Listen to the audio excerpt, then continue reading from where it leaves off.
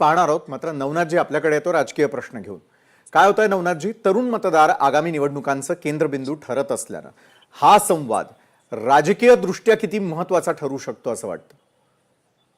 विशालजी, याला राजकीय अंगाने बघणं चुकीचं आहे. बरं. कारण राष्ट्रीय स्वयंसेवक संघ हा जेनझीचा संघ असतो. तर तुम्ही शाखेमध्ये येणारे तरुण बघा, सातत्यानं तरुण बाल स्वयंसेवक पासून प्रौढांपर्यंत राष्ट्रीय स्वयंसेवक संघाच्या शाखेमध्ये हजारोंच्या संख्येने तरुण येत असतात. त्यामुळं फक्त जेनझीला आकर्षित करण्यासाठीच असा कार्यक्रम केला जातो नाही. ज्या संस्थेचं तुम्ही नाव घेतलं, ज्या संस्थेने हा कार्यक्रम ऑर्गनाईज केला होता, त्याच संस्थेमध्ये 25 सप्टेंबर 2025ला महाराष्ट्राचे मुख्यमंत्री देवेंद्रजी फडणवीस साहेबांनी देखील वरळीच्या डोममध्ये जेनझींसोबत संवाद साधला होता.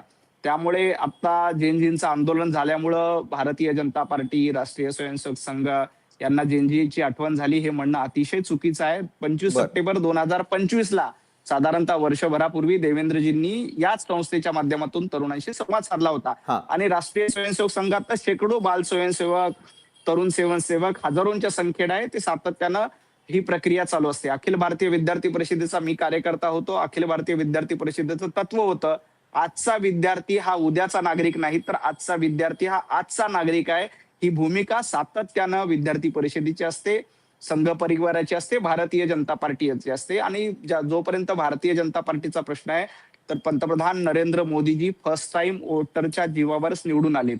महाराष्ट्रात भारतीय जनता पार्टीचं सरकार फर्स्ट टाइम वोटरमुळेच आलेलं आहे.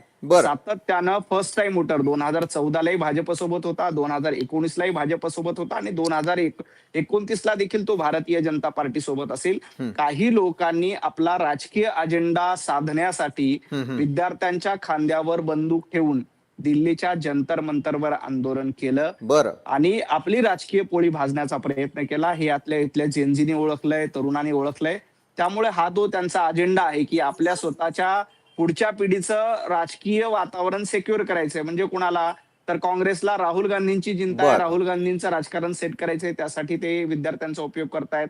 महाराष्ट्रामध्ये 2 ठाकरे आहेत, त्यांना आदित्य ठाकरेंची चिंता आहे आणि अमित ठाकरेंची चिंता आहे. बाकी सर्वसामान्य घरातल्या विद्यार्थ्यांची चिंता ना काँग्रेसला आहे ना उभाटाला गटाला आहे. ती मात्र भारतीय जनता पार्टी, महाराष्ट्राचे मुख्यमंत्री देवेंद्रजी फडणवीस आणि देशाचे पंतप्रधान नरेंद्र मोदीजी करतायत. म्हणून तरुणांसाठी सातत्यानं संवाद साधणं आणि त्यांच्यासाठी वेगवेगळ्या उपक्रम राबवणं हे सातत्यानं भारतीय जनता पार्टी असेल, संघ असेल, केंद्र सरकार, राज्य सरकार करत असतं. बरं नवनाथजी, मला तुमची देखील बाजू लक्षात आली. थेट आपण कपिलजी यांच्याकडे जाऊयात.